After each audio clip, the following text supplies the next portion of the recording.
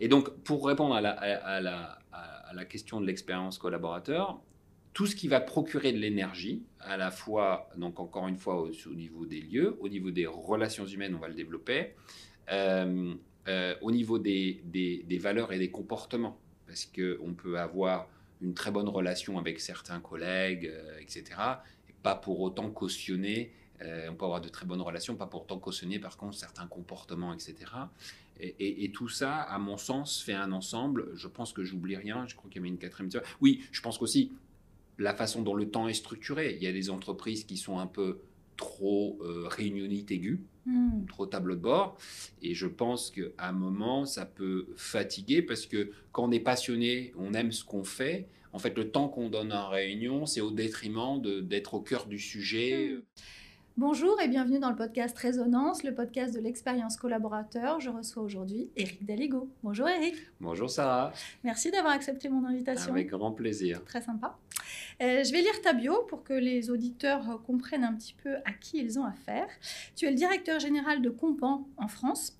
Compan, c'est une société qui conçoit, fabrique et réalise des aires de jeu et des espaces de sport en accès libre, avec pour vocation de rendre le monde plus sain et plus heureux en favorisant le bouger ensemble. Donc peut-être que les auditeurs auront vu des aires de jeu. Il y en a beaucoup à Saint-Cloud. Bon, très bien. Et je pense dans d'autres villes aussi.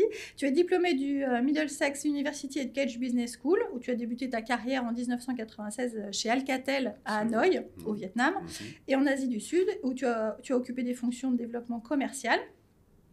Par la suite, tu as rejoint 3M, où tu as exercé diverses fonctions en Asie-Pacifique et pour la région Europe, Middle East et Africa. Ouais. En 2011, tu es devenu vice-président des ventes et du marketing chez Decra. Oui. Avant de prendre la direction générale de Compan France en 2012, où tu es toujours. Et tu es également engagé dans le domaine du sport et de l'inclusion. Tu assumes des responsabilités de vice-président de l'Union Sport et Cycle depuis 2012 et tu es président du Conseil national du label Ville active et sportive depuis 2019. Donc tu es assez congruent à la fois professionnellement et dans tes centres d'intérêt. Sous ta direction, Compan a donc renforcé sa mission d'améliorer la qualité de vie grâce à des équipements innovants favorisant l'activité physique et le bien-être collectif, tout en mettant en avant l'importance de la responsabilité sociale dans les entreprises. Ça sent la raison d'être ça. Ça Absolument. Sent la raison d'être. J'ai la voix un petit peu enrouée, donc pardon si c'est parfois pas très agréable. Comment on se connaît? Tu es un bon copain de promo de Pierre, mon mari, et tu es aussi le parrain de mon fils Antoine. Donc voilà comment on se connaît. Et en même temps, j'ai été assez surprise et je me suis rendu compte à quel point on se parlait assez peu de boulot.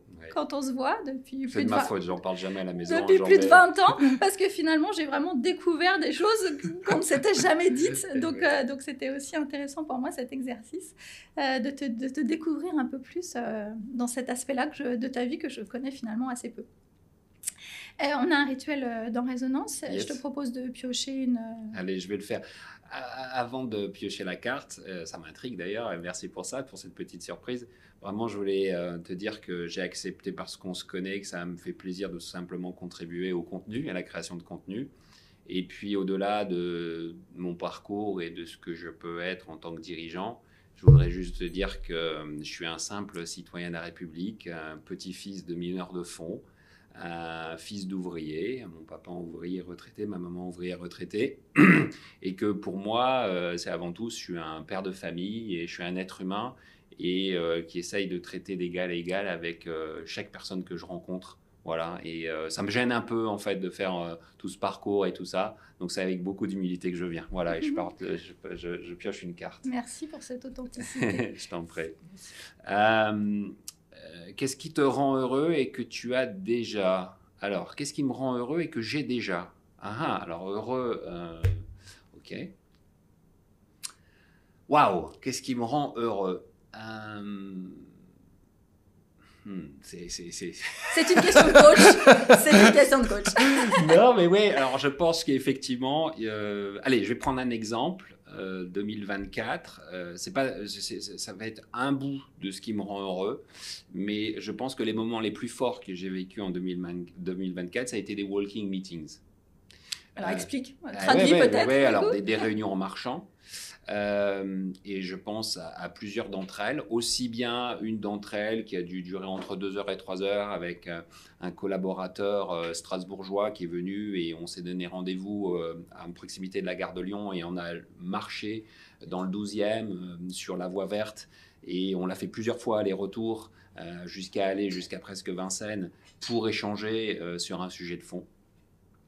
Je pense à une marche qu'on a faite sur les hauteurs de Chamonix, en face du Mont Blanc, avec deux de mes collaborateurs qui contribuent au développement du fitness en plein air pour rendre la société et les habitants des communes pour avoir une vie plus saine à travers l'activité physique et plein d'autres. Évidemment, je ne peux pas toutes les citer. Mais c'est quelque chose qui, pour moi, a un effet bénéfique mutuel. D'abord parce que ça m'aère. Je ne peux pas rester trop en place.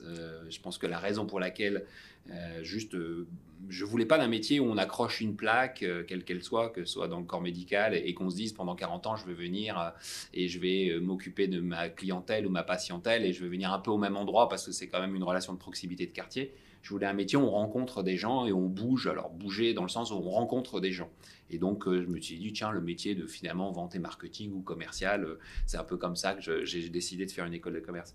Et en fait, d'une certaine manière, sans dire que je la bougeotte, parce que pas du tout, mais je me suis rendu compte que ces réunions en marchant, ces walking meetings, parce que j'aime bien les appeler comme ça, désolé pour l'anglicisme, mais enfin ça se comprend assez vite, niveau école et niveau collège en anglais, en fait, ça m'a aéré et il y a un désavantage, c'est quand on marche côte à côte avec quelqu'un, il n'y a pas ce eye contact, il n'y a pas ce contact visuel trop parce qu'on est côte à côte, on est épaule contre épaule.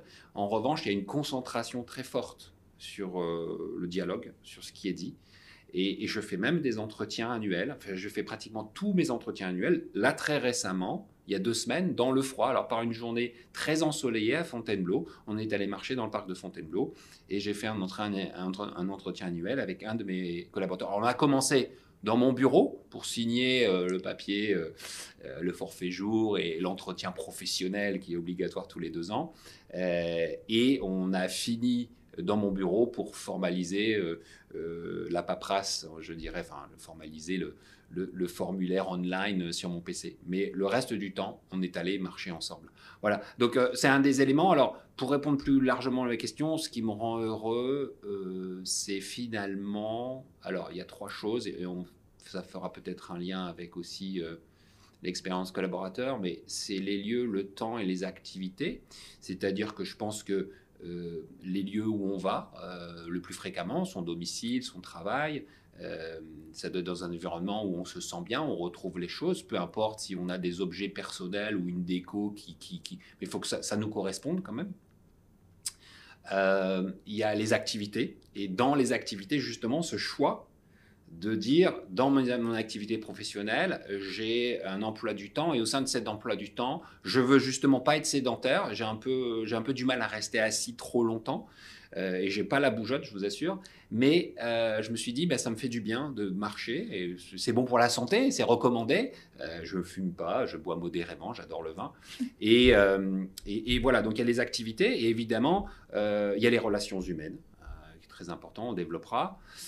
Voilà, donc, et dans la notion de gestion du temps, effectivement, j'ai envie d'avoir une vie où je ne suis pas totalement sédentaire. Voilà, donc entre les trajets en transport en commun ou en voiture, les réunions où on est assis, etc., je me suis octroyé ça. Et ça, tout cet ensemble, des lieux, des décors, des activités, la structuration du temps et les relations humaines, je pense que ça en rôle. Donc si on en a harmonie avec ça, évidemment, on ne contrôle pas le niveau de stress ou le niveau d'hostilité qu'on peut avoir soit dans les affaires, dans les relations humaines, mais voilà, c'est permettre d'équilibrer un peu tout ça.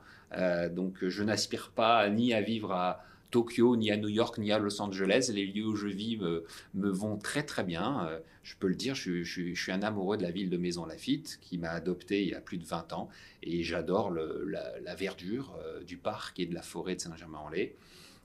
Donc c'est ce que je recherche avec évidemment les beaux commerces de proximité et l'accès à une gare, RER et train. Et puis les activités que je fais depuis le début de ma carrière, depuis le début de mon activité professionnelle me plaisent, me nourrissent. Je crois que je ne me suis pas trompé, j'ai jamais eu à réfléchir à un changement de vie professionnel. Voilà, je me nourris de ces rencontres. Je crois que toi aussi, à travers ce podcast, tu incarnes un peu ce plaisir de rencontrer des personnes. Voilà, donc c'est ça qui me rend heureux. Désolé pour la longue réponse, parce que j'ai un peu séché, donc au fur et à mesure, je dis mais... C'est venu. En tout cas, je peux témoigner parce que la première fois qu'on s'est parlé pour ce podcast, effectivement, tu l'as fait en marchant dans la forêt avec ton chien. Donc je peux témoigner que effectivement tu mets à profit tous les échanges dans ce contexte-là. Ah oui, c'est assez... D'ailleurs, je dois dire que mon Snoopy, c'est un berger australien de 4 ans qui est le chien de ma fille, qui a eu pour ses 10 ans. Et depuis peu, mais je l'amène au bureau très régulièrement. Je crois que cette semaine, je l'ai amené 3 fois. Il est dans mon bureau. C'est un peu la star du bureau. Alors, j'espère qu'il y a une forme d'équité parce que les autres salariés ne le font pas. Bon, c'est vrai que j'ai un bureau individuel, donc j'ai la chance de pouvoir parquer un peu là. Et puis, si je le laisse dehors parce qu'on a, on va dire, un espace arboré, un parking, etc., une parcelle à nous, il tourne autour du bâtiment. Il n'a qu'une envie, c'est de venir rejoindre mon bureau. Donc, maintenant, il connaît parfaitement le chemin. Et ça fait partie de mes plaisirs. Et ce qui me rend heureux, c'est mon compagnon. Donc, c'est censé être le compagnon de ma fille, mais finalement c'est moi qui m'en occupe le plus. Voilà. Ok, donc on peut dire que Compan est dog friendly parce que c'est un label. Dog friendly. Ah bon, je savais pas. C'est un label. Ah bon? Tout à fait. Donc il y a des entreprises qui. Voilà. Bon, je vais le mettre. Donc comme ça donnera aussi peut-être l'envie ou en tout cas l'autorisation à d'autres collaborateurs. Donc voilà. Okay. On est dans le podcast de l'expérience collaborateur. Pour toi, ta définition de l'expérience collaborateur. Alors, moi, je vais d'abord le résumer avec un seul mot, parce que j'aime bien les choses simples. Pour moi, c'est l'énergie. Et l'énergie que peuvent procurer l'expérience. Et je dirais que, alors, c'est encore une fois, l'expérience collaborateur, ça va être surtout à travers les relations humaines. Je pense que c'est s'il y avait un paramètre sur lequel il y a... l'expérience collaborateur procure le plus d'énergie, je pense que c'est sur les relations humaines et je vais m'expliquer pourquoi. Mais il y a aussi le lieu où on va. Par exemple, quand j'ai commencé ma carrière, on appelait ça VSNE, volontaire de service national en entreprise, à Hanoï pour Alcatel Nokia. J'ai eu la chance, et c'est la seule fois, je crois, où j'ai eu un bureau dans un centre-ville, puisqu'après, j'ai toujours eu du bureau en périphérie dans des banlieues, quelles qu'elles soient, non, à Hong Kong aussi. Mais j'ai eu la chance, certes, mon bureau était au sous-sol, à côté des caves, mais d'être dans une ancienne maison coloniale, dans le cœur d'Hanoï. C'est vrai que dès que je sortais, j'allais manger un plat de nouilles dans la rue, je voyais des vendeurs de pierres dans la rue, des réparateurs de motos. J'étais au cœur d'Hanoï et c'est vrai que c'est cette période de 16 mois en tant que VSN à Hanoï, le but, c'est quand même d'expérimenter une vie loin de nos bases européennes, une vie différente. Et c'est vrai que rien que ça, pour moi, ça fait partie de l'expérience collaborateur. Voilà, le lieu où on est.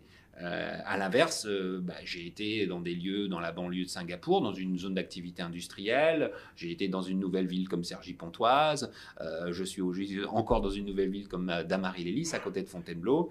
Donc, effectivement, tout ça fait partie. Et quand je parle du lieu, c'est aussi bien le trajet domicile-travail, suivant la ligne de train, suivant si les trains sont confortables, pas confortables, s'ils sont vieux, vêtus, s'ils tombent en panne, la distance qu'il peut y avoir. Je veux dire, je pense que moi, j'ai eu la chance. Aujourd'hui, j'ai un seul point noir dans ma vie professionnelle, c'est que je mets hors peak hours, je mets 1h15 pour aller au bureau. Donc, je roule en décalé, bien évidemment, soit très tôt, soit très tard. Et ensuite, je veux dire, dans mon précédent job, pendant de longues années, j'avais 17-20 minutes pour aller au travail. Et donc, c'était à la rigueur trop peu pour vraiment décompresser, déconnecter du travail pour arriver un peu en écoute bienveillante et active vis-à-vis de la famille. Et tu l'as noté, et c'est un trait de caractère. J'aime pas parler de mon travail. J'aime peu parler de moi, finalement. Mais c'est vrai qu'à la maison, je parle très rarement de mon travail. Alors, par contre, je suis quelqu'un qui va vite dans sa caverne et qui se réfugie dans sa caverne. Et c'est vrai qu'avec les amis, si on me pose des questions, je vais répondre. Mais sinon, spontanément, je ne vais pas parler de travail. Par contre, j'ai souvent le cerveau qui tourne.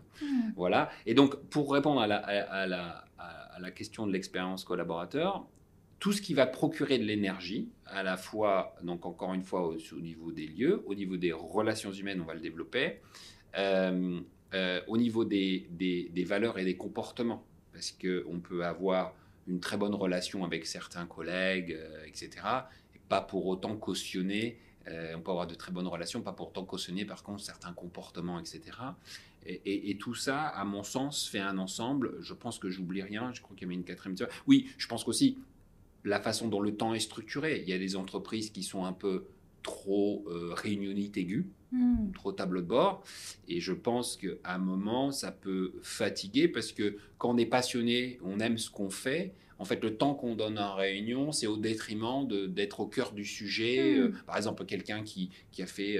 qui aime, qui est technophile et qui aime bien coder ou qui aime bien voir les trucs, il a besoin de temps pour essayer des choses. Un chercheur, c'est pareil, il a besoin de temps pour faire ses propres expérimentations. Et si on passe trop de temps, le chercheur passe trop de temps en réunion pour dire où il en est de son grand projet de développement, ou un commercial, il passe trop de temps à faire du reporting sur son activité commerciale au détriment du contact client, je pense que ça aussi, ça a un impact sur l'expérience collaborateur. Donc, c'est finalement, sans chanter la chanson avec le temps, pour moi, et c'est très intuitif ce que je dis, c'est quand on regarde, qu'est-ce qui m'a procuré de l'énergie. Et je vais prendre un exemple. Par exemple, quand mon bureau était à Cergy, le fait d'être un peu, on va dire, sur une nouvelle ville, mais à proximité d'un centre commercial, certains, je voyais entre midi et 2, ils les allaient balader dans les arcades du centre commercial. Et moi, je préférais aller sur la base de loisirs, notre truc, aller courir. Mais effectivement, le lieu donne... qu'est-ce qui donnait de l'énergie? C'est-à-dire que c'est effectivement... Globalement, je ne critique pas la ville de Cergy parce qu'il y a plein de belles choses, mais globalement, là où était mon bureau, ou tout autour, si je voulais un peu prendre l'air, même 10 minutes, un quart d'heure, soit c'était le parc arboré de la société, soit j'allais sur la base de loisirs, mais là j'étais parti pour 45 minutes, mais à proximité, il n'y avait rien qui me donnait de l'énergie. Donc c'était plutôt du style, tu viens le matin, et tu fais une journée continue, tu passes le moins de temps possible entre midi et deux à la cantine, etc. Et tu essayes de finir tôt pour pouvoir aller trouver un lieu où, voilà. Malgré tout, c'est ça que je veux développer, c'est que je prends le premier job que j'ai, le second job que j'ai eu, qui était à Singapour. J'avais une chance inouïe d'être après Hanoï, d'être posté à Singapour.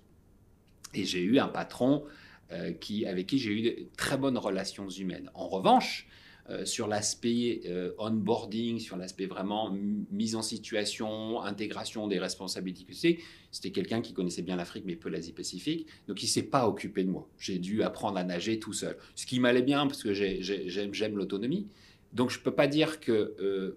par contre, ce qui l'intéressait, alors je peux dire que professionnellement, ça n'a pas été celui qui m'a formé le plus, transmis le plus, à l'inverse du premier boss qui était top.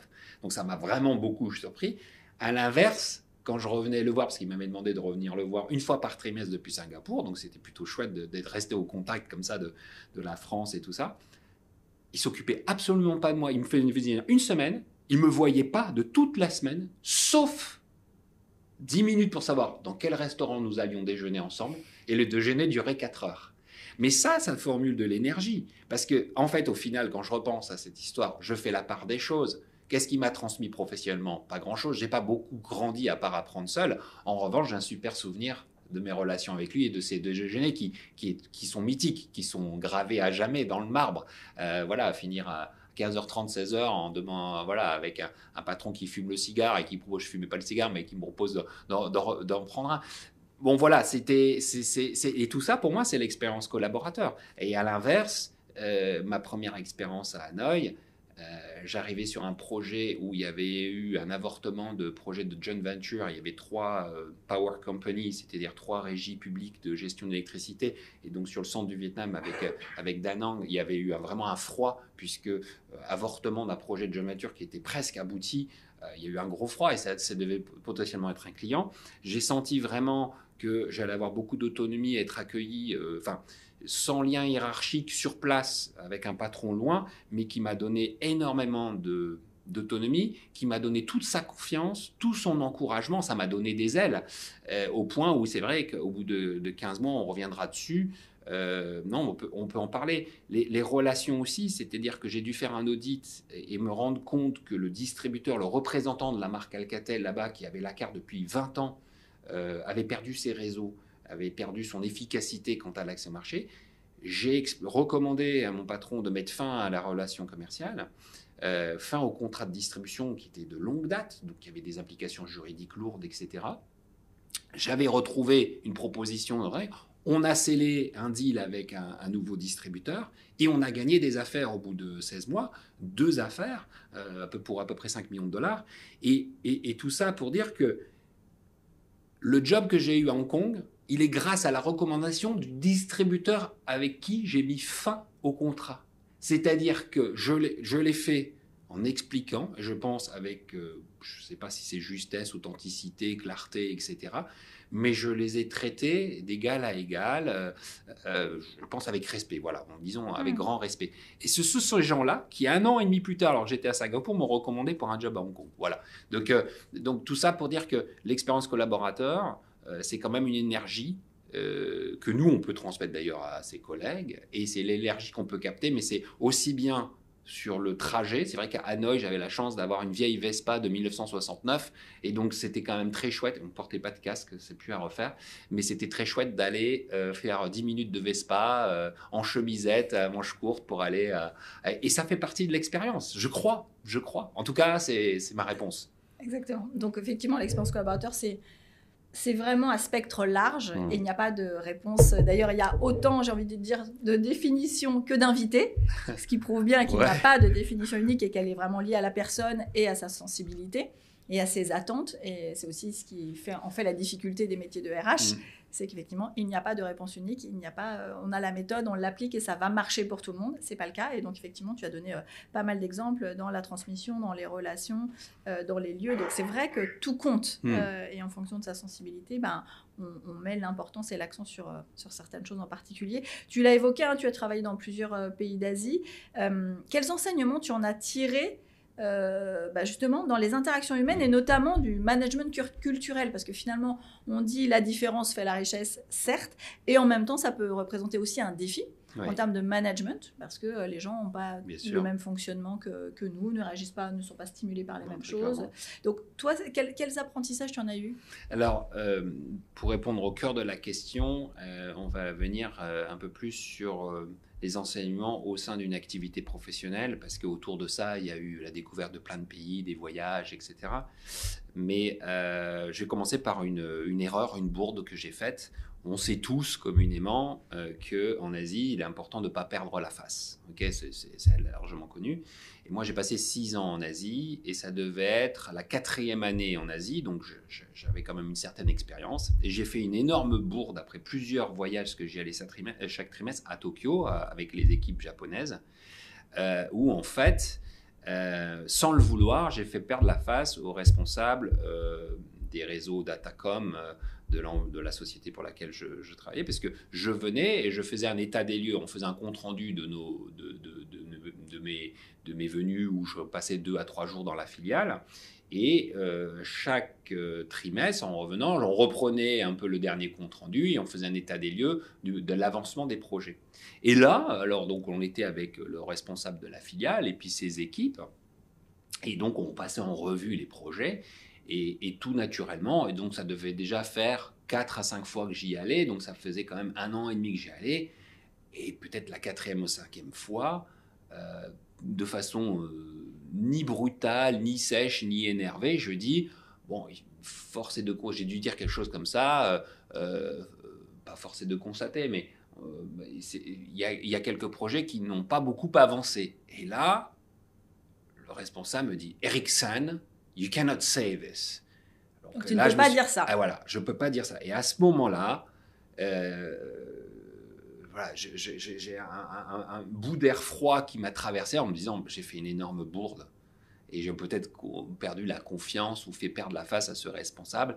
Et là, j'ai eu un moment de panique parce qu'on essaye de bâtir des relations de confiance et de collaboration et d'atmosphère positive. Et le but, c'est pas de faire perdre la face aux responsables de fond ces équipes. C'est pire que tout, quoi. Alors, c'était involontaire de ma part. Donc, c'est un peu comme quand on se fait arrêter par la maréchaussée. Soit on joue avec la vitesse volontairement, on se fait arrêter, on a perdu. Mais parfois, ça nous arrive d'avoir la tête en l'air et de se faire arrêter. Et l'effet est deux fois plus, on va dire, 2 fois plus terrible parce qu'on se dit mince, je n'ai pas fait exprès en plus. Bon, voilà. Et c'était un peu le cas. Donc, cette notion de perdre la face, il faut être extrêmement vigilant parce que c'est quelque chose qui, nous, en tant qu'Européens, Caucasiens, comme ils disent, c'est pas ancré en nous. Donc, il faut être 2 fois plus vigilant. De la même façon, on appelle ça de la bienveillance finalement. C'est de la bienveillance, mais là, c'est une notion qui est importante. Et le deuxième aspect, ce sont des choses qui sont difficilement racontables en Europe. Mais je vais prendre un exemple. Lorsqu'on a signé le business à Ho Chi Minh City, donc c'était vraiment la régie publique du Sud, hein, et moi j'étais basé à Hanoï déjà, donc déjà c'était difficilement culturellement parce que le bureau d'Alcatel était dans le nord, la partie voilà. La partie sud était plus historiquement sous couvert de protection des États-Unis, etc. Donc plus vers Saigon. Hein. Voilà, plus vers Saigon, exactement. Mais Ho Chi Minh City, c'est important parce que Saigon, c'est l'ancien terme. Mais bon, bref, on avait signé un contrat. Et en fait, c'était le jour de la signature du contrat. Et donc là, les relations étaient, je ne vais pas dire froides avec le client, mais ce qu'il faut savoir, c'est que à Hanoï, il y avait interdiction pour toute société étrangère de rencontrer des collaborateurs de la Power Company de Ho Chi Minh City. Il y avait un responsable du bureau des relations internationales, et c'est avec ce monsieur Tu, je m'en souviens. Donc, on avait des rencontres, donc j'allais le voir tous les 2 mois, et c'était très protocolaire. J'avais mon heure de rendez-vous, et je venais présenter mes caractéristiques, avantages des solutions qu'on proposait et qu'on allait proposer dans un appel d'offres. Voilà, c'est très codifié. Donc, je m'attendais à ce que la signature soit très codifiée. Tu as 1 heure, je sais pas, de 11h à midi ou de 14h pour signer ton contrat. Et lui, il avait plusieurs contrats à signer. Et là, ce jour-là, donc c'était le matin, je découvre qu'il avait préparé un agenda pour toute la journée avec un déjeuner dans un restaurant français qui s'appelait le Pot-au-Feu. Et donc, sympa. Donc, ce monsieur Tu était beaucoup plus loquace et détendu que d'habitude pour signer un contrat. Donc, c'est chouette. Il y a une forme de célébration, de reconnaissance du client vis-à-vis de son fournisseur. Parfait. Sauf que ce que j'ai découvert, et c'est là où l'Asie apprend des choses, c'est que, on le trouve, je pense, quand même moins, en tout cas, sur mon expérience Europe, c'est que son but du jeu, c'était certes de nous faire manger un pot-au-feu qui était excellent au demeurant, mais de nous faire boire. Nous faire boire au point. Et là, ce jour-là, donc on est tombé un peu dans le panneau, dans le jeu. J'étais avec un collègue qui venait, parce que moi j'étais VSNE, donc j'avais pas le pouvoir de signature. J'avais un collègue français qui était venu spécialement pour ça. Mais on s'est retrouvés à mettre mon collègue sur une petite civière dans le véhicule retour pour le ramener au bureau de Monsieur Tout vers les 14h30, 15h. Et lui, son objectif, c'est... Alors, lui, il picolait beaucoup. Mais... Au-delà de l'anecdote, j'ai d'autres, entre guillemets, anecdotes un peu autour d'eux, mais il y a une notion en Asie, alors je l'ai plus connue après avec des collègues, mais une notion en Asie que quand ils ont aimé l'expérience de collaboration entre collègues, ils aiment célébrer. Ça peut être, c'est souvent le karaoké, mais ça peut aller... Mais célébrer pour eux, dans certains pays, pas tous. En Chine, c'est plutôt des bons repas, mais en Corée, au Japon ou d'autres pays, ou au Vietnam, c'est picoler ensemble. Et en tout cas, c'est mon expérience. Je ne veux pas faire une généralité. Et ça, c'est ainsi. Et pour dire à quel point c'est une reconnaissance qui s'acquiert avec le temps.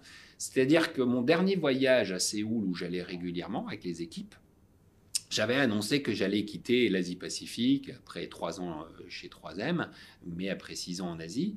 Et au même moment, il y avait un Américain qui était basé à Taïwan et qui, lui, avait peut-être 7 à 10 ans d'expérience en Asie.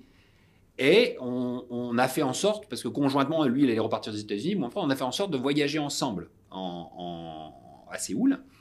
Et là, il me dit, Eric, ce soir, on a invité, donc c'était vraiment après les office hours, on est invité à passer une soirée avec nos collègues Mais je tiens à te dire que moi, en 10 ans, je n'ai jamais eu ça, et toi, en 3 ans, tu y as droit. Et c'était, à travers les paroles de cet Américain, c'était pour moi un effet miroir de me dire, mon collègue coréen ne me l'avait pas dit en ces termes, mais j'ai compris à quel point, moi je pensais, bon, c'est encore une autre soirée entre collègues, rien de spécial. Et en fait, j'ai pris conscience que c'était un honneur, quoi. C'était comme si quelqu'un me remettait une plaque.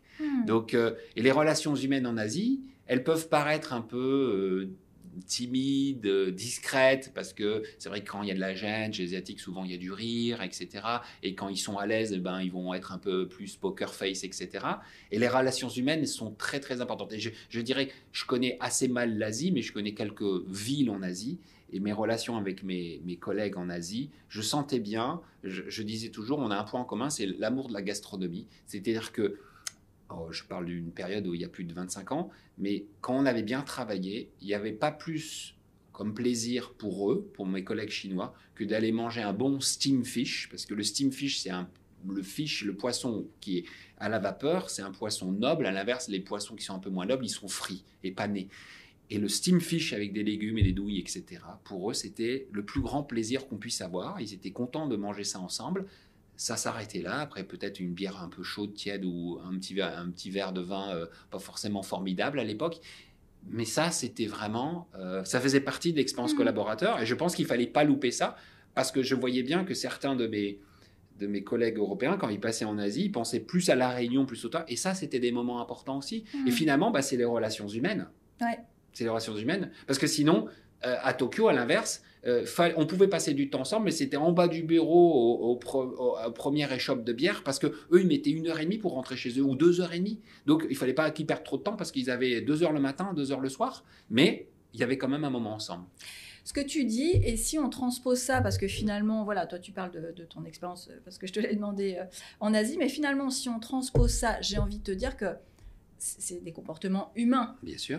Parce que finalement, qui aime perdre la face en réunion, oui, qu'il soit asiatique ou non, pas, c'est clair. je pense que si on transpose ça, en fait, oui, j'ai envie de dire qu'on peut tout dire et qu'il y a des problèmes en entreprise et que parfois les gens ne sont pas aux attentes. Et ça arrive bien sûr tout le temps, et qu'on est dans notre devoir de dire aux gens quand ils ne sont pas aux attentes ou quand ça ne va pas. Pour autant, effectivement, il y a une manière de le faire. C'est probablement pas en public, par exemple. Et il y a une manière d'adresser ça qui, justement, pour ne pas faire perdre la face. Absolument. Afficher quelqu'un en réunion, asiatique ou pas, moi, je suis sûr. d'origine asiatique, mais pour le coup, je veux dire, je pense que toi, mais bien sûr. ça te fait pas plaisir. Non. Voilà. Donc, mais c'était une erreur aussi, tu as raison. Non, mais pour moi, c'est pour ça que si on le transpose, on le ramène dans notre management, dans nos vies d'organisation européenne, française, pour moi, ça me connecte à ça. Ensuite, tu as parlé de reconnaissance. Voilà, le fait que pour toi, le contrat, la mission s'était bien passée, et ils avaient apprécié, donc toi en 3 ans, tu avais obtenu ce que quelqu'un peut-être n'avait pas obtenu, cet Américain, en plus de temps, mais finalement c'était une preuve de reconnaissance. Et en entreprise, ça fait partie de la motivation intrinsèque des collaborateurs, cette reconnaissance. Alors là, elle se manifestait de cette manière, mais il y a énormément de façons de montrer sa reconnaissance.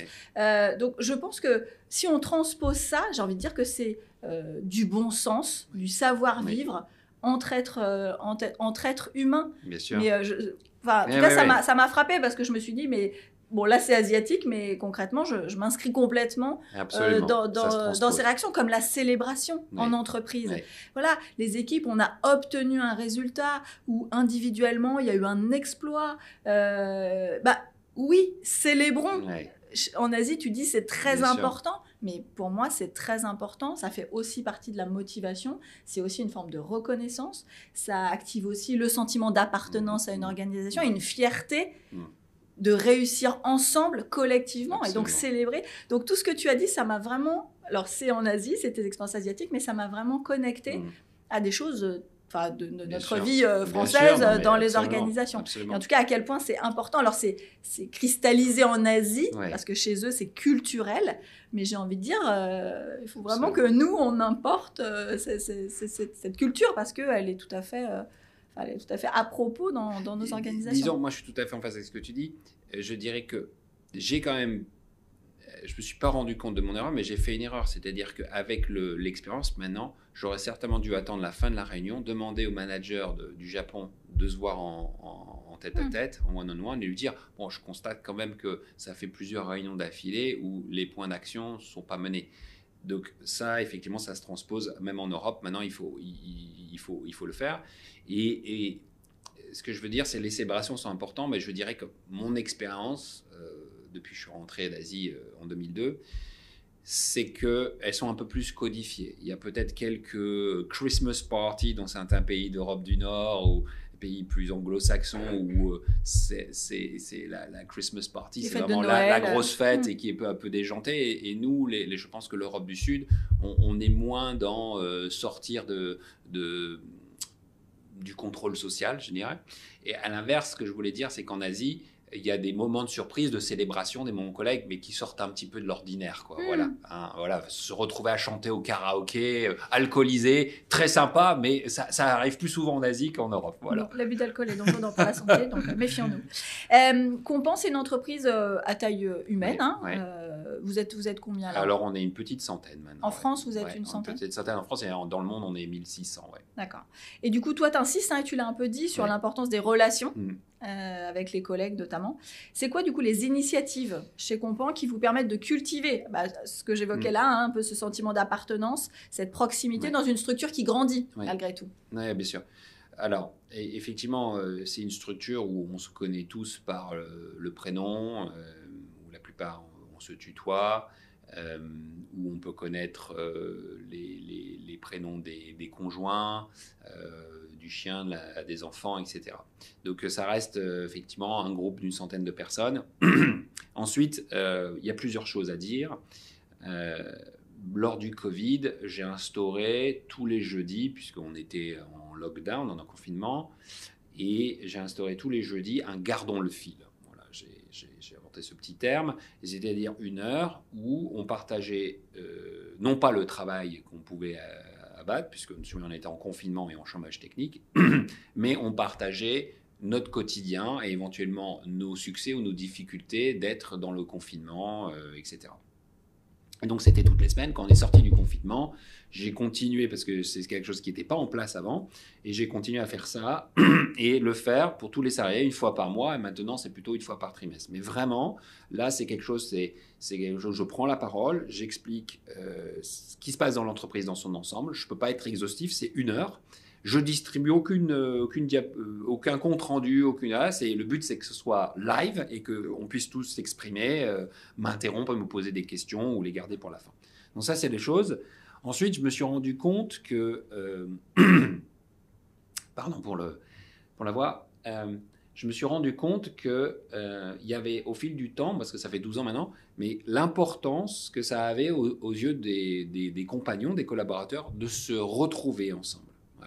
Et donc, très récemment, le 5 décembre, j'ai fait une journée où tous les collaborateurs se sont retrouvés, absolument tout le monde, sur du temps de travail, au moins une fois par an, parce que jusqu'à maintenant, on avait plusieurs points de rencontre. Ça pouvait être un barbecue party l'été, mais il n'y avait jamais tout le monde ensemble. C'est-à-dire que ça pouvait être une réunion commerciale nationale où on faisait venir des fonctions support, mais c'était une partie des fonctions support. Et c'est vrai que c'est assez simple. Et nous, on a de nombreux collaborateurs qui sont basés en dehors de Damaris sur toute la France. Donc, faire venir tout le monde sur la journée. Après, on peut dire qu'une partie va rester le lendemain, il y a l'hôtellerie, etc. Donc ça, c'était important. Ensuite, on est en train de créer un book club, voilà, un book club de lecture avec une partie de l'équipe commerciale sur un livre sur les techniques de vente. Mais le but, c'est qu'ils fassent des lectures communes et que finalement, ils se cultivent sur soit se rappeler des basiques, comme mettre à jour leur culture sur les actions commerciales. Voilà. Ensuite, et du coup, mais qu'est-ce qu'ils en font là? Ils lisent et ensuite, qu'est-ce qu'ils se... Alors, on le met en place. Est-ce que vous partagez? C'est très frais. On a maintenant défini les rencontres. Il va y en avoir 4-5 par an. Le groupe, les lieux, c'est dans les lieux ouverts. Mais pour la première, comme ça a été basé sur du semi-volontariat, c'est-à-dire j'ai désigné un leader et puis après, on a il a appelé les commerciaux avec qui il avait envie de travailler. Donc, je leur ai rien imposé. Rien, ni compte rendu. Ni choix de livre. Alors, le choix de livre, non, c'était pas imposé, mais on est tombé d'accord sur un, parce qu'en parlant de... Voilà, on est tombé d'accord sur un. Mais ils sont libres de choisir. Voilà, vraiment tu veux rien. nous dire le titre du livre, parce qu'il y a peut-être des auditeurs que ça peut intéresser. Ouais, ça s'appelle Vendeur de leads de Michael Aguilar, voilà, hein, sur voilà. Et du coup, on a fait le pendant sur les fonctions support.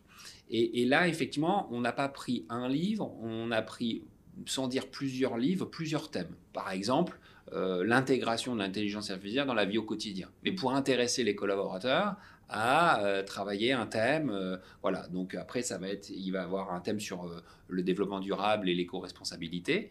Mais c'est les collaborateurs, c'est le book club qui choisit. Donc, voilà. Donc on ne peut pas le faire, là on ne l'a pas déployé pour tous les salariés, on déploie 2 book clubs, un sur les fonctions commerciales, et on a choisi, mais si les fonctions commerciales avaient envie de choisir sur le développement durable, ou comment on intègre la matière recyclée dans les biens d'équipement, pas de problème. Le but c'est de cultiver et de s'intéresser à des thématiques qui ont un lien quand même qui sont connexes avec votre activité. Voilà, exactement. Qu'est-ce qu'on fait d'autre? Alors après, évidemment, je dirais que oui, on a toujours fait des challenges des ventes.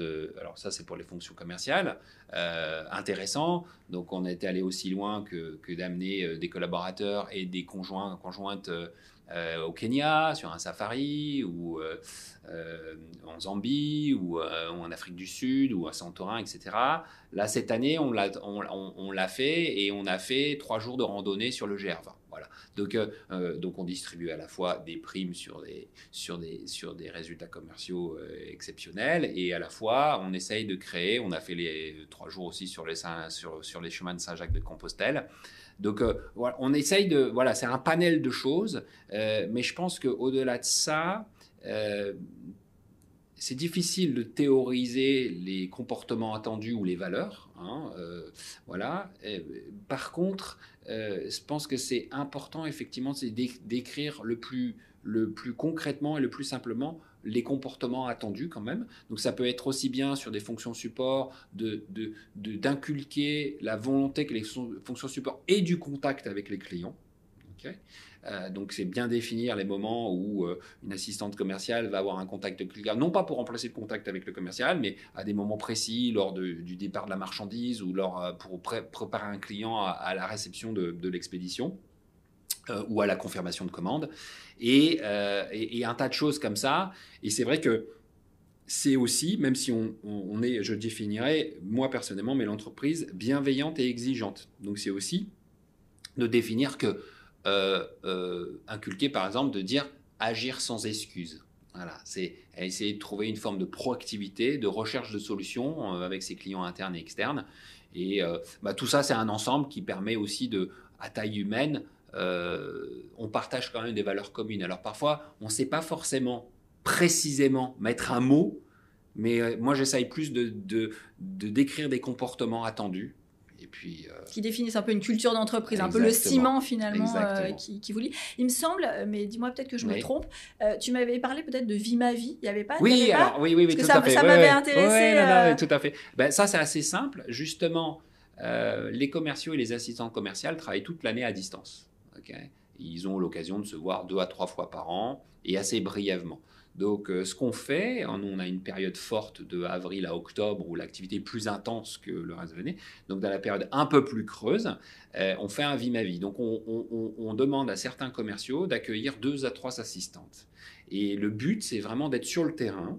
Alors, c'est sûr, il y a un moment de convivier les soirs, à l'hôtel, au restaurant, etc. Mais d'être sur le terrain, et que les assistantes se rendent compte que c'est ce que c'est que la vie d'un commercial itinérant qui enchaîne plusieurs rendez-vous dans la même journée, et qui va être dérangé pour une expédition qui n'arrive pas au bon endroit ou pas à la bonne heure, l'installateur l'attend, etc. Vie ma vie. Voilà. Pour que, effectivement, il y a toujours, je pense dans toutes les entreprises, il y a toujours une espèce de friction entre les ventes et le marketing, ou les fonctions support et ou les sédentaires et les itinérants, pour que chacun se comprenne. Alors, il faudrait qu'on fasse vivre aussi, parfois, on le fait sous forme différente. Les itinérants qui viennent voir ce que c'est que la vie de sédentaire, enregistrer une commande quand rien n'est clair, ni sur comment on va sceller l'équipement, ni l'adresse de facturation ou le compte client, l'adresse de compta est pas bien, donc on va pas savoir qui facture, etc. Donc, il faut le faire dans les deux sens, mais le vie, ma vie, c'était ça, ouais. Et c'était plus de comprendre, enfin, de ne pas nettoyer les frictions, mais d'enlever les frictions ou de fluidifier les frictions pour que chacun comprenne. Ouais. Voilà. Ouais. Parce que les commerciaux, ils adorent, ils détestent faire des checklists, alors que les fonctions pures disent, moi, il faut que ce soit carré pour que j'enregistre ma commande. Ouais. Donc, que chacun se comprenne un peu mieux. Voilà. Ouais, hyper intéressant. Donc, c'est les comportements attendus, quoi. Exactement. Et puis, c'est vrai que souvent, on ne sait pas vraiment, dans le fond, ce que fait. Non. On a une vague idée, mais on ne sait pas concrètement ce que fait l'autre. Donc, je pense que ça peut effectivement activer l'empathie. Parfois, quand je pense ça ou quand je dis ça, en fait, maintenant, je comprends mieux pourquoi ils me demandent ça. Même en tant que dirigeant ou en tant que collaborateur, est-ce qu'on sait vraiment ce que font les fonctions RH? C'est très large et très complexe. Les RH sont toujours tirés entre vouloir créer une atmosphère positive et de la bienveillance et le droit du travail qui peut complexifier parfois les choses. Exactement. Donc, en fait, ça, c'est plus compliqué. Enfin, voilà, on va pas mettre 99 collaborateurs en vivre ma vie avec la RH, mais c'est vrai que c'est travailler sur ces incompréhensions plus que les frictions. Ouais, carrément. Au-delà des compétences, ça m'avait intriguée. Tu avais dit que voilà, chez Compan, vous essayez d'identifier aussi un peu les talents uniques. Donc les gens ont des compétences, ils ont été embauchés pour ça, a priori, ils sont dans des rôles, dans des postes. Mais voilà, tu m'avais évoqué ce côté, j'essaie de détecter un peu les talents uniques. Et du coup, comment tu t'y prends? Comment tu les valorises? Comment ça fait évoluer les collaborateurs? Ça a commencé avec une analogie. Moi, je suis tennisman.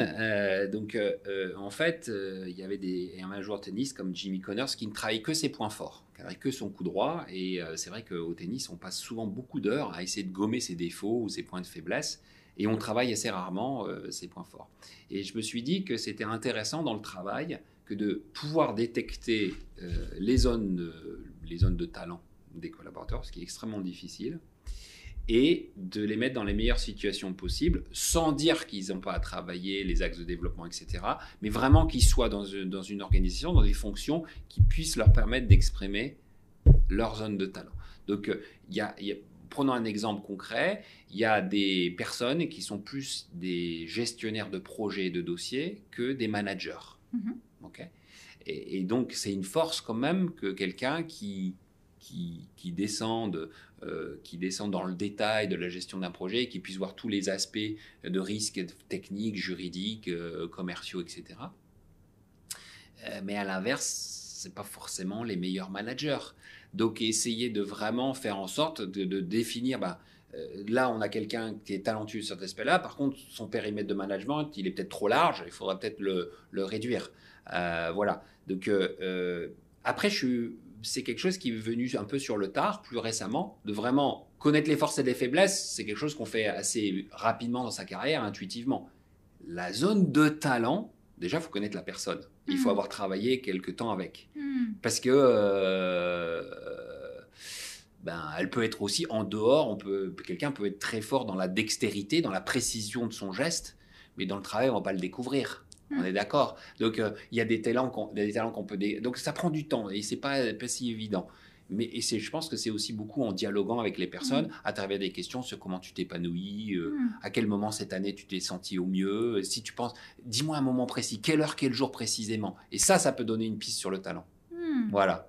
De toute façon, je dis toujours, plus on se connaît, mieux on travaille ensemble aussi, finalement. Je crois que tu m'avais évoqué quelqu'un à la finance, une femme à la finance, non? Oui, tout à fait. Alors, effectivement, je tiens à dire que ça fait 12 ans que je suis dans la même société, à taille humaine, et donc le risque, c'est de tomber dans le quotidien ou le ronron, le train-train. Donc, la vertu aussi de tout ça, c'est pour moi d'arriver, je ne sais pas si c'est la cinquantaine, etc., mais c'est d'arriver à un moment où on a envie aussi de faire grandir les gens et pas de transmettre, parce que je ne suis pas un âge où je prétends transmettre, et puis ce n'est pas ma nature de prétendre quoi que ce soit.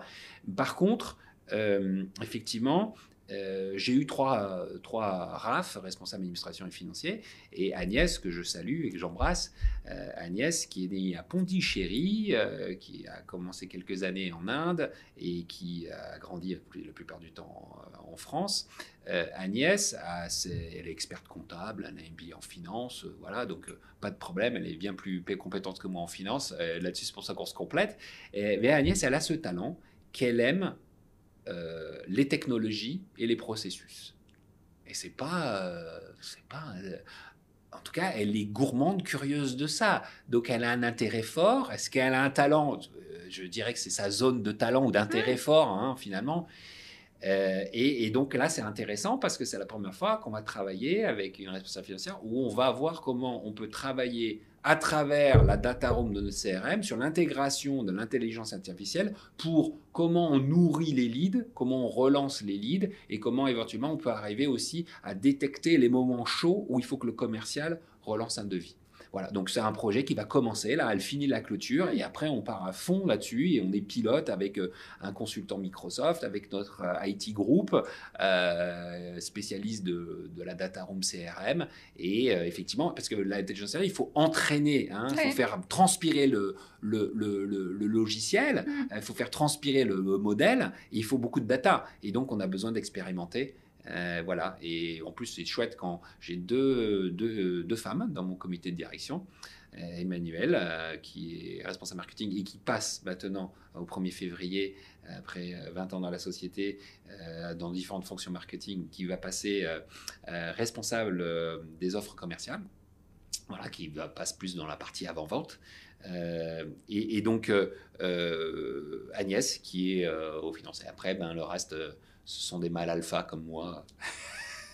Que j'embrasse tous, ils sont tous très bien. Ils sont très bien aussi. Hein. On a besoin de tout le monde. On a besoin de tout le monde à bord. Et intéressant parce que ça répond, je pense, l'exemple que tu donnes d'Agnès, ça répond, je pense, à comment effectivement pas tomber dans un peu le job en mode pilote automatique, la routine, et comment l'entreprise, justement par un dialogue, par une compréhension, par une curiosité de l'autre, du collaborateur, finalement on peut répondre à ses aspirations, à ses appétences et ouvrir le poste.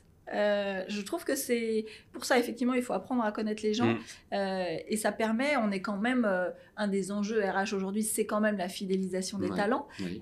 Donc le fait qu'ils restent quand même le plus longtemps, en tout cas ceux qu'on a envie de garder le plus longtemps dans l'entreprise, et permettre à des collaborateurs comme ça de s'épanouir d'une manière différente avec des sujets quand même liés au leur mais connexes quand même un peu en dehors, ça permet de redonner un souffle. Et de l'intérêt à nouveau pour son job, peut-être par le voir d'un prisme différent par rapport à comment la personne faisait avant. Donc, je trouve que c'est vraiment intéressant. Je veux rebondir juste sur un point parce qu'il y a quelque chose d'important. Peut-être que talent retention, et qu'est-ce qui fait qu'à mon sens, on reste dans une société, moi y compris, après 12 ans, parce que je pourrais m'ennuyer aussi, il y a une forme de confort parce que je connais le business, l'entreprise, les salariés, etc. Mais ce qui fait que les gens restent, c'est quand ils ont le sentiment de se développer personnellement. Et chez 3M, je suis un enfant qui a grandi chez 3M et qui a bénéficié régulièrement de formation. Et c'est eux qui m'ont inculqué un certain nombre de valeurs, notamment sur la capacité à tracer la route, à être proactif, tout en me formant en tant que, au basique du management, en m'inculquant. Par exemple, je me souviens être allé à Austin pour avoir un prix après 3 ans d'un produit que j'avais lancé qui faisait plus de 10 millions de dollars. Je dis, le fait d'aller à Austin, cette reconnaissance, cette cérémonie un peu à l'américaine, avec beaucoup d'enthousiasme, beaucoup de joie, etc. Je trouvais que c'était même un peu trop de pompons, too much. Et finalement, dans mon expérience collaborateur, j'ai un souvenir incroyable de ce truc-là. Et j'en parle, et ma plaque et tout, ça fait partie des souvenirs que j'ai remportés de ma tour à Cergy. Et effectivement, je pense que tout à l'heure, je ne l'ai pas dit dans l'expérience collaborateur, je suis parti en Asie et tout, le lieu de travail. Mais je pense que s'il y a un invariant, c'est quand même les gens restent s'ils ont le sentiment de se développer. Ça peut être professionnellement, sur des techniques de management ou autre, comme humainement. Moi, j'ai le sentiment d'être dans un environnement, c'est une société qui est fondée au Danemark, et je me sens profondément proche de mes collègues danois et de la maison mère. On partage un certain nombre de valeurs, profondément européens, profondément respectueux, profondément ambitieux. exigeant, mais très respectueux. Et donc, j'ai l'impression de grandir en tant qu'être humain. Et c'est pour ça qu'aujourd'hui, j'ai plus un peu envie de faire transpirer des comportements et des valeurs, et peut-être que j'irai plus vers la transmission un jour, mais pour l'instant je suis plus à essayer de faire en sorte que les gens apprennent ou puissent exprimer leur talent. Donc s'ils expriment leur talent, ils vont s'épanouir ou se développer, quoi. Voilà, Agnès va exprimer un talent sur un sujet qui est hors finance, qui est proche de la vente, mais qui l'intéresse parce que c'est proche des technologies. Voilà. Ouais. On parle justement d'attraction, fidélisation des talents, notamment des jeunes générations. Eux qui ont ce besoin, alors pas que eux, parce que moi sinon je peux me considérer comme une jeune génération, mais qui ont besoin de flexibilité et de sens quand même dans leur travail. Quand on a des entretiens, on voit bien que voilà, le monde du travail a quand même changé et le rapport à l'entreprise a changé nettement. Votre stratégie chez Compan par rapport à ça? Alors, en un mot, c'est un peu old fashion, old school. Vieille école. J'ai besoin d'évoluer sur le sujet. Mais c'est vrai qu'il y a des fonctions, par exemple, tout ce qui est fonction support, relation client, assistance client. Moi, j'ai encore un peu de mal avec les notions de télétravail ou d'éclater, de décentraliser ces fonctions-là. C'est vrai qu'il y a des fonctions plus faciles, comme les fonctions finance. On a des contrôleurs de gestion comptables, une comptable francophone en République tchèque à notre usine, etc. Mais il y a des fonctions qui sont plus simples. Et c'est vrai que d'abord, on est sur un site où on a une parcelle de 6000 m², on a 1800 m² d'entrepôt. Bon, c'est pas là où il y a le plus d'humains, on a 600 m² de bureau, mais de créer un cœur, une âme, un lieu de vie, de rencontre. Alors après, ça peut être plus ou moins flexible, mais c'est vrai que quand je disais l'expérience, c'est que tous nos collaborateurs sont sur le bassin d'emploi autour de Fontainebleau, etc.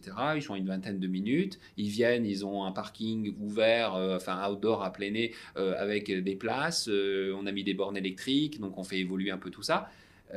Donc ce que je veux dire, c'est qu'on a un peu...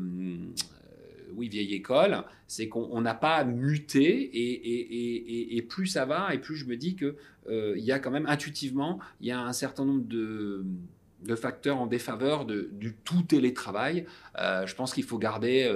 je veux dire, dans quel cocon on est? Nous, c'est un petit cocon à taille humaine. On aime bien se voir. Et attention, on n'est pas dans un monde parfait. Il y a parfois des frictions, etc. Mais... et puis après, il y a aussi... tout le monde n'a pas un espace chez soi qui permet de travailler dans des conditions confortables. C'était un espace au moins au calme, isolé de la vie de famille. Moi, je sais que j'ai un espace au calme, mais je ferme tout le temps ma porte parce que j'ai mon Snoopy. Et ça arrive de temps en temps qu'il y a un livreur ou le facteur qui sonne à l'improviste et tu peux être en plein milieu d'une réunion de réflexion et le chien se met à aboyer alors que d'habitude il est ultra calme. Donc c'est vrai qu'il faut arriver à avoir des zones. Voilà. Et donc un peu... il y a des demandes, mais pour l'instant, on a statué avec le CSE qu'il n'y a pas de notion de télétravail chez Compan. Ok. Donc vraiment... Ouais. Alors, cela dit... On va évoluer, et on a dit qu'on évoluait, on prendrait le temps de poser les choses avec les collaborateurs, et les managers, mais il faut qu'on mette un... Voilà, donc désolé, les pieds dans le plat, non, mais pas trop pour l'instant. On est dans l'authenticité, donc merci pour ça. J'ai envie de dire deux choses par rapport à ça. C'est que c'est vrai que là, des statistiques sortent sur l'effet que effectivement, les entreprises qui ne se mettent pas au télétravail ont plus de mal et vont avoir de plus en plus de mal à recruter. Donc ça, c'est quand même un fait, c'est les statistiques qui viennent de sortir. Et en même temps, à contrario, parce que nous-mêmes chez Xelia, mais aussi des invités qui l'ont partagé, notamment pour les jeunes générations, parce que c'était ma question, eh bien en fait, eux, parce que le télétravail, on parle en tout cas pour ça, ça dépend aussi du moment de la vie dans laquelle tu es. Oui, effectivement, quand tu es parent, que tu as peut-être des enfants en bas âge, voilà, et ben, c'est des moments où effectivement tu apprécies d'être chez toi, parce que c'est pratique d'aller récupérer à 16h30 et puis de rebosser un peu plus tard. Donc le télétravail, cette flexibilité-là, elle a vraiment du sens. En revanche, pour les jeunes générations, c'est vrai qu'on a eu des témoignages de finalement, les jeunes générations, eux, socialement, ils viennent chercher au travail un peu une bande de potes. Donc, ils viennent reconstruire une seconde famille, si je tire un peu le trait. Et donc, ils sont très contents de trouver un espace où ils peuvent se retrouver, ou peut-être ils vont aller boire un verre dans la foulée ou faire je ne sais. Et donc, alors, ils veulent quand même une flexibilité. C'est-à-dire qu'à la fois, ils apprécient ce côté on se retrouve et en même temps effectivement ils veulent quand même avoir une flexibilité, donc j'entends que de toute façon c'est dans vos réflexions d'évolution, mais il n'y a pas de réponse parfaite. Ça dépend beaucoup aussi du moment de ta vie dans laquelle tu te trouves, et en tout cas ta réponse, bon, je pense qu'il faut un peu plus de flexibilité, mais ça c'est mes convictions, mais en tout cas la réponse que tu apportes à on vient quand même au bureau, et ben pour les jeunes générations, c'est aussi ça peut être une réponse satisfaisante. En tout cas, on a eu des témoignages en ce sens. Dernière question, vous faites des enquêtes de satisfaction 3 fois par an chez Compan. C'est quoi les principaux enseignements que toi tu en as tirés, et puis peut-être comment ça s'est traduit en actions concrètes? Alors très concrètement, on avait des résultats stables, et puis à un moment il y a eu un point d'attention en particulier à apporter sur la charge de travail. Donc évidemment j'ai rappelé que d'abord, l'entreprise était attachée à une communication transparente et attachée à analyser tous les résultats et tous les commentaires. Donc, j'ai effectivement appelé à une communication transparente. Donc, je détaille à chaque résultat, et là, j'attends les derniers résultats de l'enquête qui a été menée début décembre. On détaille les résultats d'ensemble, l'enquête est anonyme, mais sur chacun des critères qui sont mesurés, ce qui recommanderait l'environnement de Compan, de Compan comme entreprise où il fait bon travailler, etc. Et sur la charge de travail. Donc là-dessus, il y avait besoin de rappeler que les managers étaient là à l'écoute, et qu'on était là à l'écoute de tous les feedbacks, qu'ils soient positifs ou critiques. Donc ça fait partie de l'écoute des feedbacks, l'analyse, et dire qu'on ne pouvait pas mener toutes les actions tout de suite, mais qu'on allait leur dire ce sur quoi. Donc effectivement, communication, feedback. Ensuite, c'est pour ça qu'on a intensifié un peu plus les moments de convivialité en entreprise, parce qu'on a aussi senti qu'on avait besoin de travailler là-dessus. Sur les précédentes enquêtes, c'est ce qui remontait un peu. Voilà, le sentiment d'appartenance, le fait de pouvoir se voir. Parce que quand j'ai repris l'entreprise, il y avait 52 salariés. Là, on est une petite centaine. Et c'est vrai que ce qui se passe aussi, c'est pas tant le nombre, c'est que on n'avait plus d'équipe d'installation il y a quelques temps. Aujourd'hui, on en a 8, on en aura bientôt 11. Donc, ça fait quand même un tiers des effectifs qui sont des techniciens et qui sont, eux, sur la route pratiquement tout le temps. Itinérants, et qui sont basés sur des antennes techniques. Alors certes, il y en a une à Damary-les-Lys, mais il y en a au Mans, il y en a à Langon, il y en a à Lyon. Donc, et par rapport au télétravail aussi, c'est que j'ai des populations très différentes entre des cadres, entre des employés sédentaires, entre des techniciens. Donc effectivement, il y a une complicité un peu plus. Et donc oui, on fait et moi je pense que c'est très vertueux. Il y a une autre chose qui est très importante, c'est dans les entretiens annuels, qui est une question où le collaborateur, on lui donne formellement la parole en feedback sur son manager. Ça, c'est quelque chose que je n'avais pas dans mes précédents entretiens annuels, dans les autres sociétés où j'étais, et je trouve ça très puissant, parce que ça remet les choses d'égal à égal, parce qu'il peut y avoir des managers qui font des impairs ou qui soient carrément toxiques. C'est pas notre cas, mais je trouve que ça y veille bien. Et voilà, je trouve que c'est des enquêtes de satisfaction. Après tout, c'est un peu comme un parlement. Il y a un exécutif et un parlement. Et il est là pour dire des choses et il faut l'écouter. Donc voilà, c'est ce qu'on a fait. J'ai dit aussi que j'allais sensibiliser plus le manager à la détection des signaux faibles ou à la lecture des résultats d'enquête. Et puis notre enquête s'est mise à se réaméliorer. Donc on a connu un U comme ça. Et puis j'attends impatiemment, on fait 3 fois par an, j'attends impatiemment les derniers résultats. Merci Eric.